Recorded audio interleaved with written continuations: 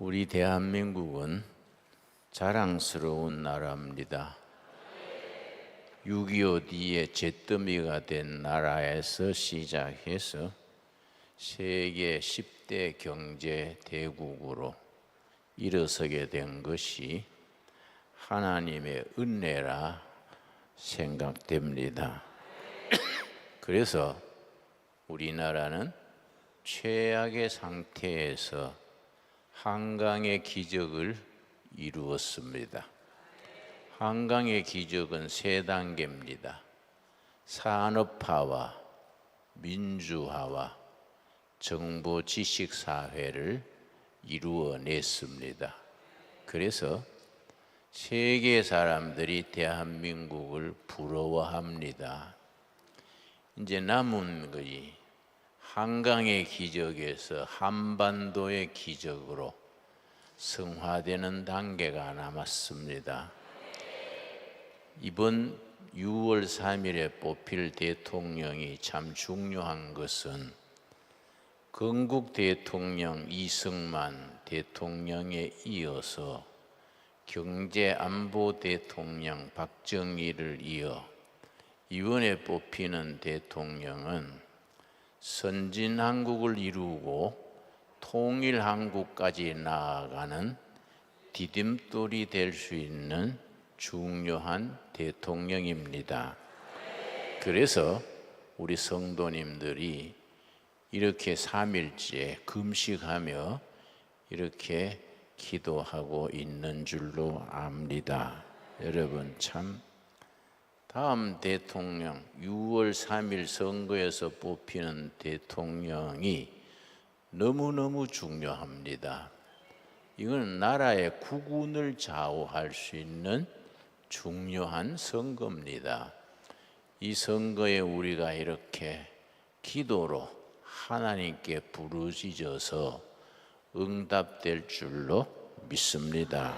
여러분 다음 대통령 말씀드린 것처럼 선진한국을 이루고 통일한국을 이루어서 한강의 기적에서 한반도의 기적으로 이끌어 나가야 합니다. 여러분 참 나는 북한을 여러 번 다녀왔습니다. 1980년 넘어서 북한 형제들이 굶어 죽는다는 이 소문을 듣고 내가 중국 쪽으로 가서 두만강 강변길을 걸으면서 건너편 북한 땅 동포들을 위해서 기도하면서 걸었습니다. 그런데 중국 쪽 마을에 십자가가 있길래 교회인 줄로 알고 찾아갔습니다. 그랬더니 중국인 목사가 목회하는 조그마한 시골 마을 교회인데 내가 한국에서 온 목사라고 두만강 저편에 북한 동포들을 도울 길이 없을까 기도하면서 두만강 강둑을 건너라 했더니 그 중국 목사님이 마침 오늘 새벽에 북한에서 넘어온 처녀 아가씨가 있습니다. 좀 만나 주시겠습니까? 그러길래 만나자고 그랬더니 그날 새벽에 두만강을 목숨 걸고 넘어온 19살 된 북한 아가씨를 만났습니다. 내가 그래서 어떻게 여기서 만나게 됐는가 물었더니 자기 어머니가 제일 먼저 굶어 죽고 그 다음에 아버지가 굶어 죽고 어린 동생들이 있는데 어머니가 죽을 때 마지막 유언이 네 동생들 살려라 그 엄마의 유언이라 그랬습니다. 그래서 내가 하도 그 사정이 딱해서 동생들 살리겠다는 일념으로 두만강을 새벽에 그렇게 건너와서 나하고 만나게 된 겁니다. 내가 주머니에 있는 달러를 전부 털어서 한 2,000불 되더라고요. 아가씨에게 주면서 아가씨 내 있는 돈 다 줄 테니 이걸 가져가서 동생들하고 살아남아라. 그래서 통일될 때 우리가 만나자 그랬는데 그 아가씨가 두 손으로 돈을 받으면서 손바닥에 돈을 놓고 거기에 얼굴을 묻고 하염없이 울었습니다. 고맙시오, 고맙시오. 이 돈이면 내 동생들 안 죽어도 돼가시오. 그러고 우는데 눈물을 잊을 수가 없어요.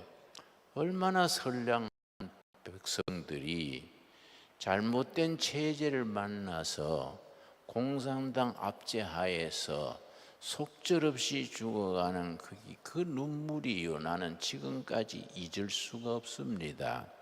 그래서 우리가 이번에 좋은 대통령을 뽑아서 나라를 부강케 하고 예수 잘 믿는 나라 되게 하고 북한 동포들을 아는 출애굽의 역사를 일으키는 시작이 이번 6월 3일 대통령 선거에 있습니다. 여러분, 동양에서는 최고 지도자 과정을 제왕학이라 그럽니다. 서점에 가면은 제왕학에 대한 책이 몇 권 있습니다. 제왕학의 대표적인 책이 당태종이 쓴 정관정료란 책입니다. 우리말로 번역이 돼서 서점에 구할 수가 있습니다. 또 우리 고려 태조 왕건이 훈요 10조라는 제왕학에 대한 10가지 우리 십계명처럼 남긴 글이 제왕학의 좋은 예입니다. 그런데 그 고려 태조 왕건이 직접 쓴 거 아닌 것 같은데 그 나쁜 구절이 하나 있습니다. 함경도와 전라도의 사람들은 신의가 없으니 관에 등용하지 말아라. 말도 안 되는 얘기지요. 전라도에도 좋은 분이 얼마나 많습니까? 우리 교인 중에도 호남 분들이 많이 있는데 참 성실하고 정직하고 좋은 분들이에요. 그런데 고려 태조 왕건이 그쪽 사람은 믿을 수 없으니 관직에 쓰지 말아라. 말도 안 되는 얘기지요. 그건 그렇다 치고 우리 좁은 땅에서 우리가 전부 믿음으로 하나가 되어서 앞으로 지방색이니 무슨 이런 거 다 없어지고 믿음 안에 하나가 되어서 좋은 나라 만들어 나갈 수 있게 되기 바랍니다. 그런데 서양에서는 동양의 제왕학에 해당하는 분야가 대통령학이라 그럽니다. 최근에 대통령학이 아주 세계적으로 뜨는 학문이 되고 있습니다. 그런데 미국의 대통령학의 권위자가 대통령이 지녀야 될 덕목, 최소한 훌륭한 대통령이 되려면은 요 5가지를 지녀야 한다. 그게 이제 그런 글이 있습니다. 첫 번째가 뭐냐 하면은 대통령이 훌륭한 지도자, 비단 대통령뿐 아니라 대기업의 CEO, 교회 목사님, 뭐 어떤 조직이든지 최고 지도자가 지녀야 될 덕목 5가지입니다. 첫 번째가 뭐냐 하면은 비전을 제시할 수 있는 능력. 비전이란 말이 중요합니다. 성경 잠언 29장 18절 여러분 꼭 메모하십시오. 잠언 29장 18절에 이르기를 묵시가 없으면 백성이 망할 짓을 골라서 한다. 그때 묵시가 영어로는 비전입니다. 비전이 없는 백성은 백성들이 망할 길로 나간다, 그 뜻이지요. 그래서 지도자는 민족 미래에 대한 비전을 국민들에게 제시할 수 있어야 됩니다. 나는 이번에도 대통령에 출마하는 사람들 만나면은 꼭 그런 얘기 합니다. 상대방의 흠집 얘기하지 말고, 누구는 뭐이 나쁘다, 뭔 죄가 있다, 그런 거 말하지 말고 미래를 말해라. 미래. 통일 한국 시대에 우리가 위대한 코리아를 한번 건설해 보자.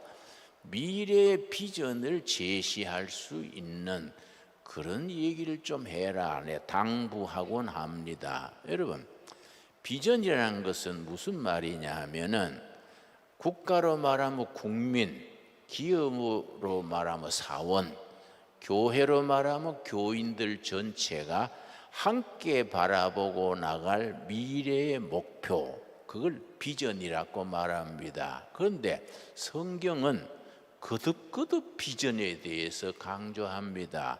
소개한 바대로 잠언 29장 28절 18절에 비전이 없으면 그 백성들이 망할 짓을 하게 된다. 그러고 사도행전 2장에 성령이 임하시면은 너희 자녀들은 예언할 것이요, 젊은이들은 비전을 보게 될 것이요, 늙은이들은 꿈을 꾸게 되리라. 참 위대한 말씀입니다. 성령 받은 청년들은 비전을 보게 된다. 나라와 교인과 백성들이 함께 바라보고 나갈 목표, 그 비전을 보게 된다. 그리고 성령 받으면은 전 국민, 전 교인이 함께 바라보고 나갈 목표, 그 비전을 품게 된다. 참 위대한 말씀입니다. 두 번째 뭘 들었느냐 하면은 설득력.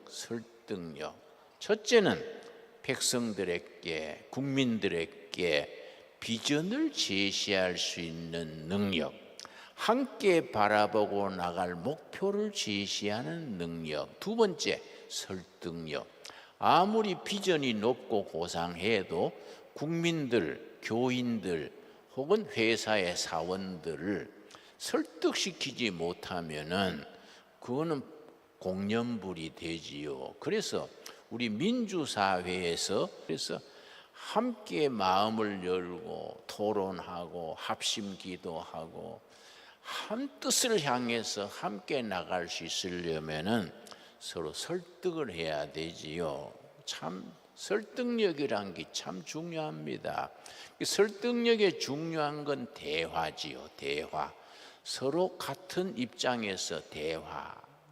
내가 바쁘게 다니니까 옛날에 내가 아들 둘이 내가 제대로 아버지 노릇 못하는 것 같아서 하루는 얘들아, 오늘 아버지하고 세 삼부자가 대화 좀 하자. 그랬더니 큰아들이 그래요. 아버지, 요새 젊은 사람들이 대화를 뭐라 하는지 아세요? 무슨 뭐인데?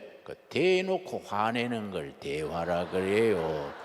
아버지가 대화하자 해놓고 마음에 안 들면 화를 내면 그게 대화가 안 되지요. 그래서 내가 야, 오늘은 서로 마음 열고 터놓고 대화하자. 그런데 이 안 하던 대화가 갑자기 됩니까? 우리 집사람한테 차 석 잔 끓여오라 그래가지고 삼부자가 마주 앉아서 대화하려고 앉았는데 아버지한테 뭐 물어볼 게 없냐? 애들이 묵묵부답이에요. 그래서 나도 싱거워서 가서 공부해라 하고 보내버렸어요. 참 교회도 뭐의 문제냐 하면은, 예수님은 제자들한테 세상 사람들이 나를 누구라 하느냐, 제자들이 엘리야라 하고 세례 요한이 왔다 그러고 그럽니다. 예수님이 또 물었지요. 너희는 나를 누구라 하느냐? 그러니까 베드로가 주는 그리스도시요 살아계신 하나님의 아들입니다. 완전히 대화지요. 예수님은 대화법에 있어서 완전히 참 선수 중에 선수입니다. 그런데 저도 목회가 55년째인데요. 지금도 목회하고 있습니다. 내가 지금 84살인데도 목회하고 있어요. 나는 좀 오래 살려고 작정합니다.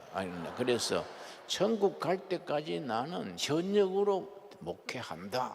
아주 그런 꿈을 가지고 있습니다. 그런데 우리 교회의 문제가 뭐냐 하면은 예배가 너무 선포예요. 선포로 하고 교인들과 목회자, 교인과 교인 사이에 대화의 기회가 적으니까 이 참 아쉬운 일이지요. 그래서 재직회나 당회나 이런 구역 모임에 본문 말씀 같이 읽으면서 합심 기도하고 서로 각자의 의견을 말하고 대화한다는 것이 정말로 중요하지요. 자, 그래서 국민들과 대화할 수 있는 대통령을 뽑아야 되지요. 예. 세 번째 뭘 들었느냐 하면은 열정이요. 열정. 영어로 패션입니다. 패션. 한국 사람들은 전 세계에 열정 있는 국민으로 유명합니다. 여러분 2012년에 미국의 Foreign Policy라는 외교 전문 잡지가 있습니다. 외교 정책이란 말이지요. 2012년 1월호 그 잡지에서 특집을 썼는데 뭐라고 되어 있냐 하면은 G7 시대 이후, G7 시대 아시지요? 동양의 일본과 서양의 6나라 합쳐서 G7이라 그럽니다. G7 시대 이후, 브릭스 시대 이후 세계는 어떻게 변할 것인가? 요즘 나온 글에는 러시아 우크라이나 전쟁 이후, 미중 패권 다툼 이후 세계는 어떻게 바뀔 것인가? 거기에 대해서 포린 파리시 잡지에 뭐라고 썼느냐 하면은 G7 시대가 지나가고 브릭스 시대, 브릭스는 B는 브라질, R은 러시아, I는 인디아, C는 차이나, 마지막 S는 사우스 아프리카 공화국을 브릭스라고 말합니다. 그 시대도 지나간다는 거지요. 그리고 거츠 시대가 온다. 거츠는 GUTS 거츠입니다. G는 저머니 독일이지요. U는 USA 미국이고, 그리고 T는 터키. 터키가 이슬람 국가들을 모아가지고 세력을 만들어서 다음 시대에 세계사의 선두로 등장한다는 겁니다. 중요한 건 마지막 S가 사우스 코리아. 대한민국이 이제 2030년, 2040년 어간에 한미 동맹을 기반으로 해서 세계 4대 강국으로 등장하게 된다. 그걸 쓰고 있습니다. 그랬더니 주위에서 요새 유튜브에 댓글 달듯이 반대가 많았던 것 같아요. 그러니까 그걸 해명을 하기를, 자, 2030년, 40년 어간에 사우스 코리아가 어떻게 세계권 아시아까지 4대 강국에 오를 수 있느냐? 그 이유를 5가지를 들었습니다. 이게 참 중요합니다. 포린 파리시라는 잡지는 신앙 잡지가 아니고 그냥 외교 전문 잡지인데 요 5가지를 들었습니다. 첫째가 뭐냐 하면은 한국인의 국민성. 그 책에, 그 기사에는 내셔널 캐릭터, 국민성. 국민성이 뭐이냐? 근면, 부지런한 거. 둘째, 열정. 한국인의 패션. 2030년, 40년 어간에 세계 4대 강국으로 올라서게 된다. 그렇게 썼습니다. 세 번째가 뭐냐 하면은 공동체 정신. 그래서 세계적으로 유명한 것이 1997년 IMF가 터졌을 때에 한국인들이, 아줌마들이 금 모으기 운동을 했습니다. 애 돌잔치 할 때 금반지, 결혼할 때 금목걸이, 이런 것을 나라 위에서 처음 바쳤습니다. 세계가 감동했습니다. 중국 사람들은 나라가 위기를 만나면은 금을 사서 땅에 묻습니다. 일본 사람들은 나라가 위기를 만나면은 현찰을 장롱 속에 차곡차곡 쌓습니다. 한국 사람들은 그 나라 위에서 금반지, 금목걸이 바치는 거지요. 그래서 세계 IMF 역사 중에 우리 코리아가, 대한민국이 가장 빠른 시일에 IMF 빚을 다 갚았습니다. 그래서 한국 사람들은 나라가 위기를 만나면 각성하는 거예요. 이러다가 나라가 없어지겠다. 그래서 임진왜란 때 의병이 일어나고 6.25 때도 전선에 나가서 싸우고 IMF 당하니까 금 모으기 운동을 하고, 그때 금 모은 예산이 30억 달러. 그때는 큰 돈이지요. 그 세계를 감동시킨 겁니다. 그리고 이제 세 번째는 뭘 들었냐면은 한국인의 교육열. 두 번째지요. 교육열. 부모는 굶어도 자식을 교육시키는 겁니다. 세 번째는 뭘 들었냐면은 한국인의 기술, 과학과 기술. 나 지난달에도 미국 다녀왔습니다만은 지금 해외에 나가면은 코리아 그러면은 옛날하고는 완전히 인식이 다릅니다.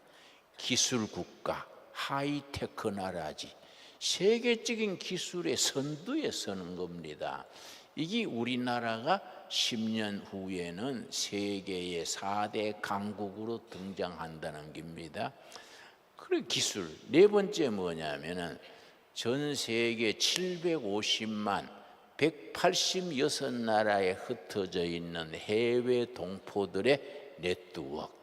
해외 동포들 750만이 우리 한국이 선진국 통일한국 시대로 가는 데에 힘을 보탠다는 겁니다. 그런데 내가 말하고 싶은 거는 다섯 번째입니다.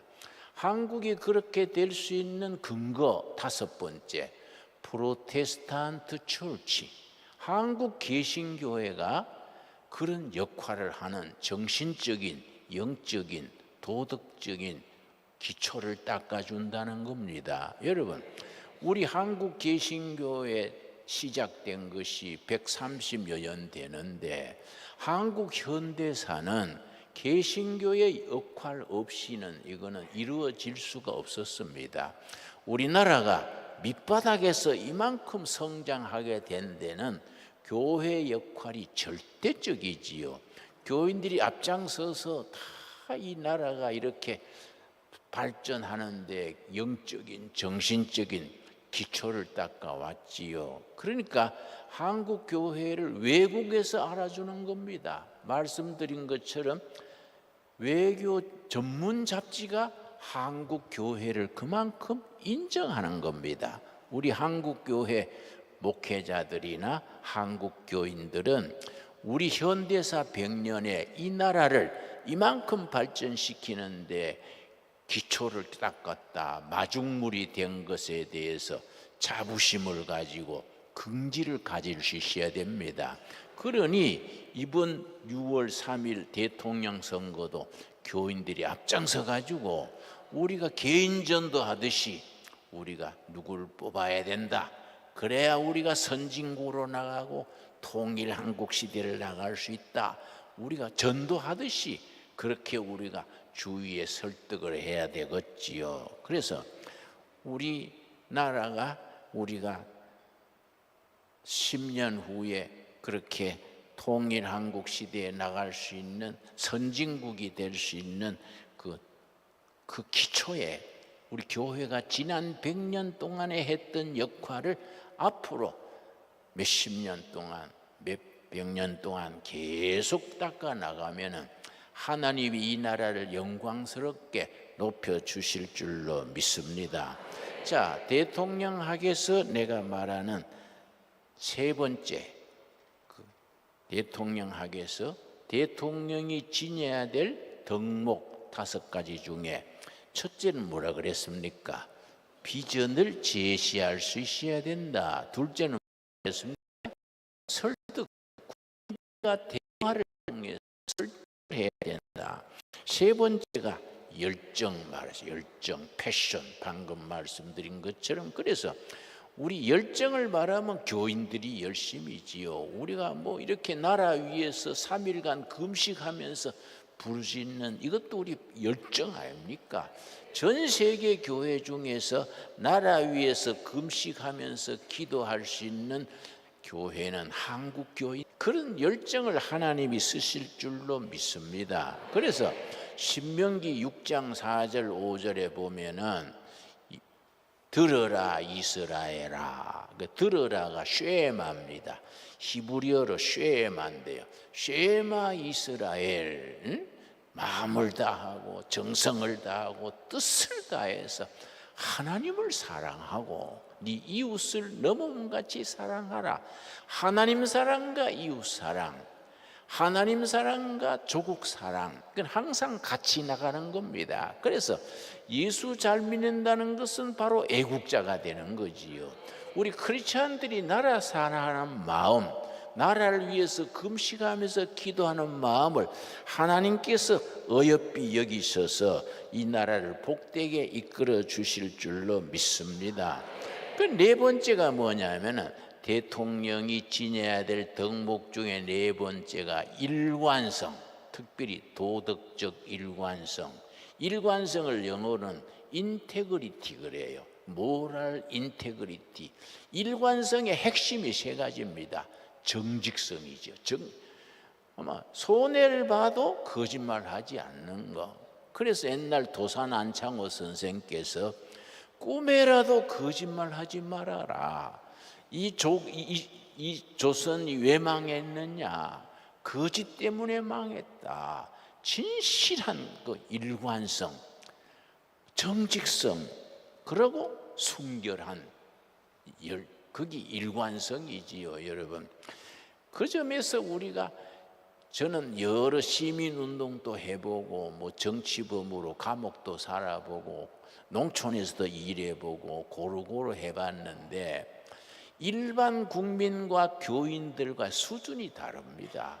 한국 교인들은요, 시민운동을 해도 뭔 일을 해도 헌신하는 마음이 있고 맑게 알아듣고 자기 것을 희생할 줄 알아요. 그래서 국민 전체 수준에서 제일 믿을만하고 맑게 알아듣고 헌신하는 국민들이 우리 교인들입니다. 그러니까 교인들이 겸손함으로 일관성을 가지고 하나님 사랑과 결의 사랑, 교회 사랑과 이웃 사랑을 삶으로 실천할 수 있어야겠습니다. 그래서 대통령학에서 말하는 5번째가 뭐냐면은 바른 판단력, 그리고 과감한 실천력.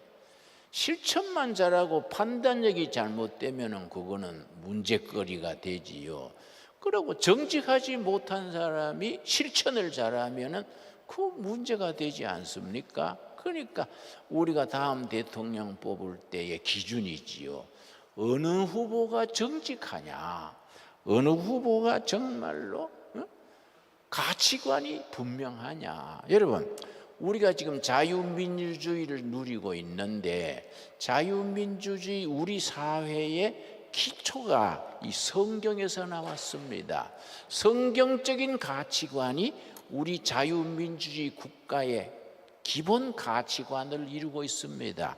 성경을 바탕으로 이루어진 가치관이 5가지지요. 기본적으로 첫째는 정치적으로 자유민주주의, 경제적으로 열린 시장 자본주의, 사회적으로 복지사회, 인간적으로 인권 존중. 다 하나님 앞에서 모두가 평등한 거이지요. 여러분, 저 미국에 하버드 대학의 하비 콕스라는 신학자가 있었습니다. 그분이 쓴 글을 읽어보니까 인류 역사상 엄청난 책들이 쏟아졌다. 그런데 인간사회, 세계사에 가장 큰 영향을 미친 책이 어느 책이냐? 하비 콕스 얘기는 그 세쿨라 시티, 세속 도시란 책에다가 서문에 썼습니다. 가장 영향을 미친 책이 무슨 책이냐? 출애굽기라는 거예요. 출애굽기. 출애굽기 이전과 출애굽기 이후로 세계사가 달라졌다. 출애굽기가 왜 그렇게 중요한 책이냐? 출애굽기 이전에는 바로왕이, 애굽 바로왕이 모든 걸 소유하고 인권도 없고 인간의 가치가 없었던 거지요. 그런데 출애굽기에 가서 바로왕 또 하나님 앞에 죄인이다. 하나님 앞에 다 평등이다. 하나님이 주신 자유를 누구도 뺏을 수 없다. 평등 자유 박해, 이게 출애굽기에서 시작됐다는 겁니다. 그러니까 우리가 그런 성경적 가치관 5가지 내가 말씀드리고 있습니다. 정치적으로 뭐라 그랬습니까? 자유민주주의. 그리고 경제적으로 열린 시장, 자본주의. 사회적으로 복지사회. 4번째 인간적으로 뭐라 그랬습니까? 인권 존중. 모두가 하나님 앞에서 평등하다. 인권 존중이 성경에서 나온 정신 아니겠습니까? 5번째가 법치사회. 우리나라가 참 슬픈 일이 잘 나가다가 고장이 났어요. 사법부가 병이 들어버렸어요. 이 판사들이 고등고시 볼 텐데 좋은 사람이 나쁜 생각을 하면 두 사람 죄 져봐야 너무 집 소몰고 온 정도로 끝나는데 이 머리 좋은 사람들이 죄를 지면요 나라를 팔아먹는 겁니다. 그래서 우리나라 그 판사, 검사, 사법부 사람들이 큰일 났어요. 그 사람들이 회개하도록 우리 기도해야 됩니다. 그래서 정직한 판사, 정직한 검사가 돼야 되는데 그거 정말 기도 제목입니다. 여러분, 바른 가치관을 가지고 법치 사회를 이루어 가지고 국가의 미래를 도모한다는 것이 얼마나 중요한 일입니까, 여러분? 우리가 그래서 이 시대에 교회의 사명이 있습니다. 내가 오늘 본문 말씀으로 로마서 12장 1절과 2절 우리 한번 같이 찾겠습니다. 로마서 12장 1절과 2절. 여러분, 로마서의 가치를 아시지요? 여러분, 꼭 시간을 내서 가지고 로마서를 100번 읽으시기를 권합니다. 로마서 한 번 읽는데 한 40분 걸려요. 그걸 100번 읽으면은 뜻이 통하게 되지요. 여러분, 로마서 12장 1절입니다. 로마서를 뭐라고 부르느냐? 역사를 변화시킨 책. 세계 2000년 역사에 로마서로 인하여서 세계사가 몇 번이나 변화가 됐다는 겁니다. 마르틴 루터가 로마서 1장 16절 17절로 개혁 일으킨 건 말할 것 없고, 감리교의 창시자 요한 웨슬레가 로마서 1장을 통해서 영적인 감동을 받아서 감리교 운동을 시작했지 않습니까? 20세기 들어와서 독일의 칼 바르트 신학자가 로마서 연구를 통해서 독일 교회가 이러면 나라가 망한다. 독일 교회가 복음적인 전통을 되찾아야 된다. 칼 바르트의 얘기입니다. 로마서 12장 1절입니다. 1절 말씀. 그러므로, 여러분, 그러므로라는 말이 참 중요합니다. 영어로 그러므로가 데아포인데요. 어떤 신학자가 말하기를 기독교 신앙은 그러므로의 신앙이다. 영어로 그러므로가 데아포입니다. 데아포의 신앙이다. 왜냐? 그러므로 앞에 복음의 사실, 요즘 말로 팩트가 있습니다. 예수님이 이 땅에 오셔서 고난당하시고 죽이시고 묻히시고 부활하셨으므로, 그러므로 우리가 부활신앙을 가지자. 이 그러므로지요. 그러므로 앞에 복음의 본질이 나오고, 그러므로 뒤에 우리는 그래서 이렇게 살자. 이게 복음의 논리지요. 예를 들어 불교에는 그러므로가 잘 안 됩니다. 왜냐? 불교의 시작 종조인 석가모니께서 잔치집에 가서 음식을 잡수고 식중독으로 돌아가셨어요. 인도가 더운 나라 아닙니까? 그러니까 식중독이 되기 쉽지요. 그래서 석가모니께서 식중독으로 돌아가셨으니까 그러므로가 안 되지요. 왜냐? 석가모니께서 식중독으로 돌아가셨으므로 그러므로 우리도 식중독으로 죽자, 이거 안 되지 않습니까? 그렇습니까? 그게 잘 안 돼요, 불교는. 그래서 이 복음의 구조에 대해서 우리가 마음에 확신이 있어야 됩니다. 12장 1절 제가 다시 읽습니다. 그러므로 형제들아, 내가 하나님의 모든 자비하심으로 너희를 구원하노니 너희 몸을 하나님이 기뻐하시는 거룩한 산제물로 드리라. 이는 너희가 드릴 영적 예배니라. 산제물, 구약시대에는 양이나 소를 죽여서 제물로 드렸지요. 그러나 우리 은혜시대에는 우리 예배드릴 때 양 잡고 소 잡고 없지 않습니까?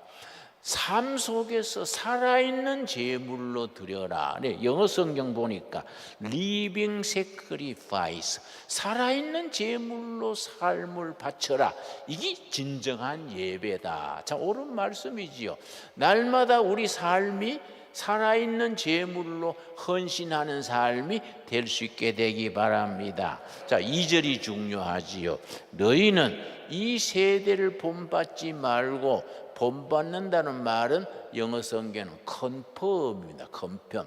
세상 가치관, 세상 습관, 세상에 휩쓸려 들지 말고 뭐라 그랬습니까? 오직 마음을 새롭게 함으로 변화를 받아가 이제 영어로는 트랜스폼이요. 트랜스폼.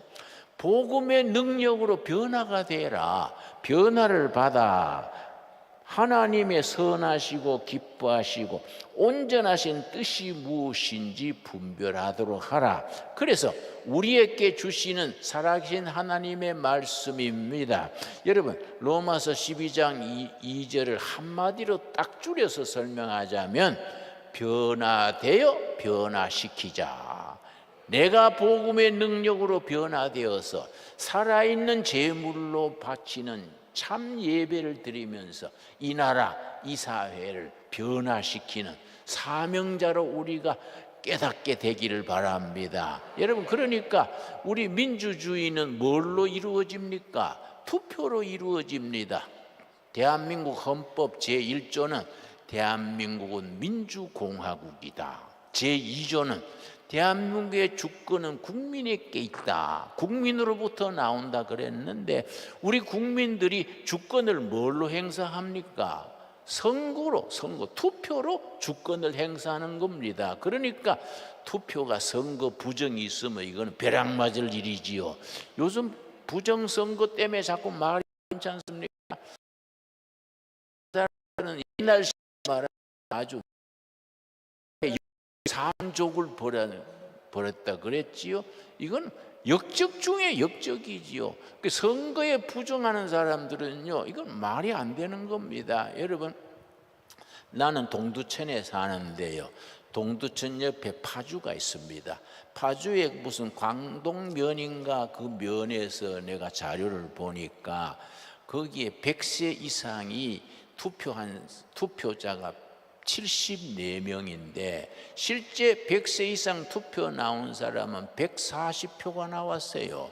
그 나머지 어디서 생기냐? 도깨비가 찍었냐? 누가 찍었냐? 그런데 그 140명 중에요, 195세도 명 중에요 150세도 찍었어요. 그러니까 이게 참 이상한 나라가 됐지요. 옛날에 상상도 못했는데 어떻게 150세가 말도 안 되지요. 그런 부정선거, 이거 파주군에 실제 있었던 얘기니까 실제 사실이지요. 이게 참 이 나라가 정말로 정직한 사람들이 나라를 이끌고 정직이 온 국민 정신으로 그렇게 나가지 않으면은 하나님이 어떻게 복을 주시겠습니까?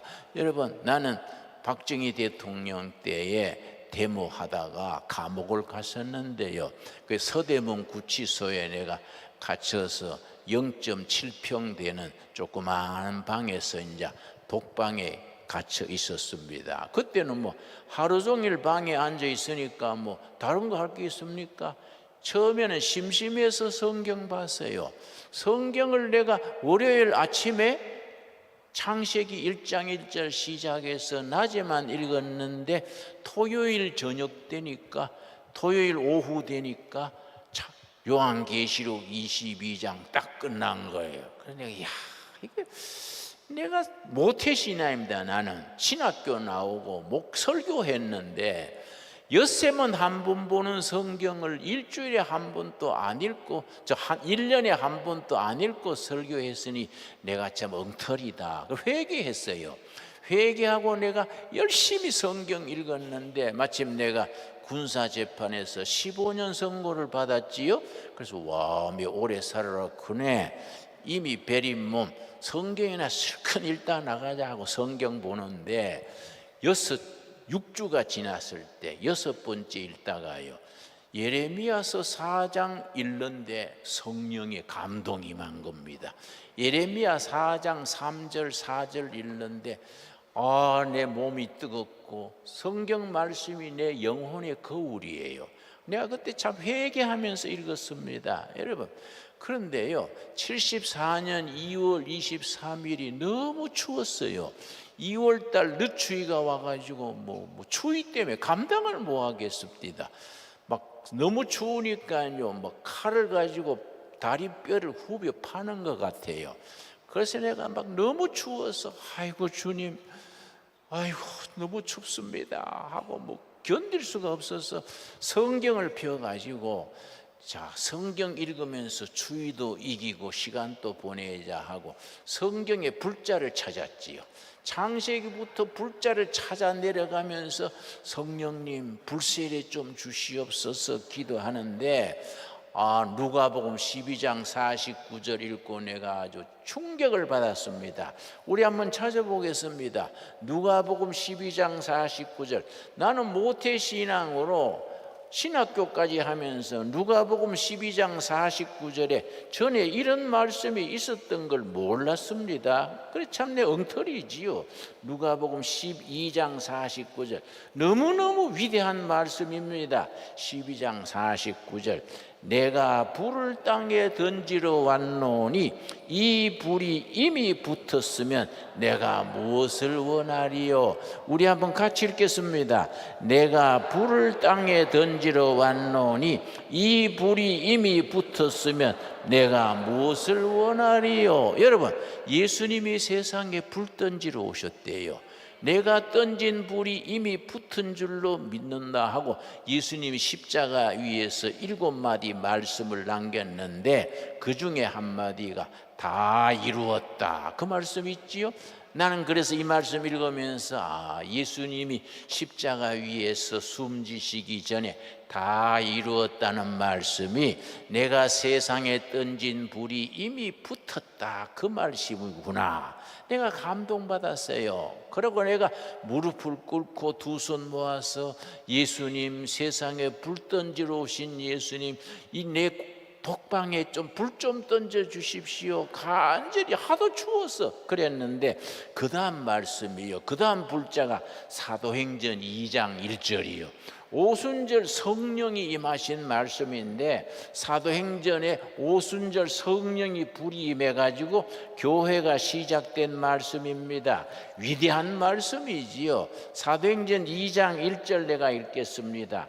오순절 날이 이미 이름에 그들이 다 같이 한 곳에 모였더니 2절 호련히 하늘로부터, 어디로부터입니까? 하늘로부터. 이 위대한 교회는 하늘로부터 오순절 성령의 불이 역사하심으로써 교회가 시작이 된 겁니다. 여러분, 이 귀한 금랑교회도 시작할 때부터 오순절 성령의 불이 이미 와서 역사하시는 줄 믿습니다. 여러분, 호련히 하늘로부터 급하고 강한 바람 같은 소리가 있어 그들이 앉은 온 집 가득하며 마치 불에 것들이 그들에게 보여 각 사람 위에 하나씩 임하여 있더니 그들이 다 성령의 충만함을 받고, 그래서 오순절 성령 역사가 하늘로부터 불이 임해가지고 교회가 시작이 됐습니다. 여러분, 얼마나 소중한 말씀입니까? 여러분, 2장 1절에 뭐라 그랬습니까? 오순절이 이미 이르렀다. 사도행전 1장에서 감람산 오리브 가수원에서 예수님 성천하시는 걸 마중하고 120명이 마가 다락방에서 오순절이 온 줄도 모르고 합심 기도하고 있었는데 오순절 성령 역사가 임한 겁니다. 2장 1절에 오순절 날이 이미 이름에 그들이 다 같이 한 곳에 모였더니 호련히 어디로부터입니까? 하늘로부터. 여러분, 하늘로부터. 여러분 한 분 한 분이 예수님을 구주로 영접할 때에 여러분의 심령에 이미 성령의 역사하시고 계시는 줄 믿습니다. 여러분 가정에 예수님을 호주로 모실 때에 이미 성령께서 여러분 가정에 임하여 계시는 줄로 믿습니다. 여러분 가정에 문제도 많고 탈도 많고 기도 제목이 좀 많습니까? 그럼에도 불구하고 우리 가정에 예수님을 호주로 모시는 그때부터 이미 오순절 성령의 역사가 하늘로부터 뜨겁게 임하여 계시는 줄 믿으시기 바랍니다. 여러분 섬기는 교회들이 있지요. 교회도 말도 많고 탈도 많지요. 그러나 그럼에도 불구하고 각 교회는 여러분의 교회가 창립될 때부터 지금까지 오순절 성령의 능력이 이미 와서 역사하고 계시는 줄 믿으시기 바랍니다. 얼마나 귀한 말씀입니까? 오순절이 이미 이르렀다. 여러분 심령에 오순절 성령의 역사가 이미 임하여 뜨겁게 역사하고 계시는 걸 믿습니다. 이 나라의 이 백성들 위해, 남녘 땅 북녘 땅 백성들 위해 오순절 성령의 역사가 뜨겁게 새롭게 힘있게 임하여 역사하고 계시는 줄 믿고 우리가 금식하며 부르짖는 기도를 하나님께서 들어 응답하시는 줄로 믿습니다.